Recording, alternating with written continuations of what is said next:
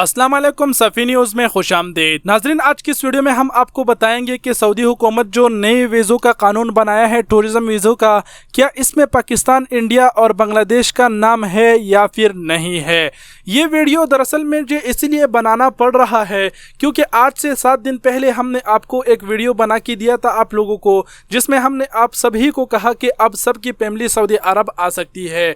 वीज़ों का नया कानून, जिसका फ़ोटो आप स्क्रीन पर भी देख पा रहे हैं इसी वीडियो में हमने तमाम तफसीलात आपको बताए हुए हैं कि 27 सितंबर से सऊदी हुकूमत टूरिज़्म का वीज़ा शुरू करने वाले हैं, जिसकी बदौलत आप अपने फैमिली को सऊदी अरबिया ला सकेंगे। और इस वीज़े की फ़ीस आप लोगों को बता दूं कि 440 रियाल बताई गई है सऊदी हुकूमत की तरफ से।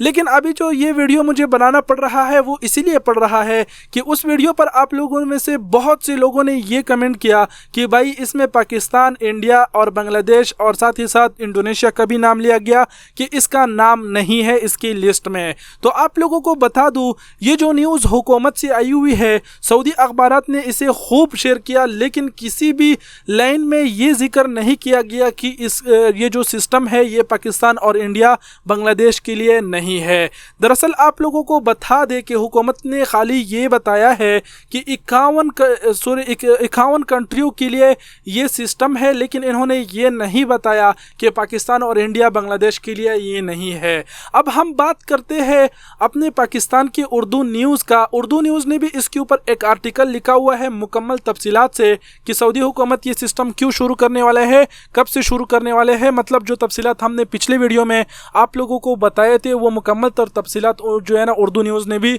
शाया किया हुआ है। अगर आप देखना चाहते हैं तो लिंक मैं नीचे वीडियो की डिस्क्रिप्शन में दे दूंगा। अगर आप वीडियो यूट्यूब से देख रहे हैं तो डिस्क्रिप्शन चेक कीजिए, उर्दू न्यूज़ का भी वो आर्टिकल आप पढ़ सकते हैं।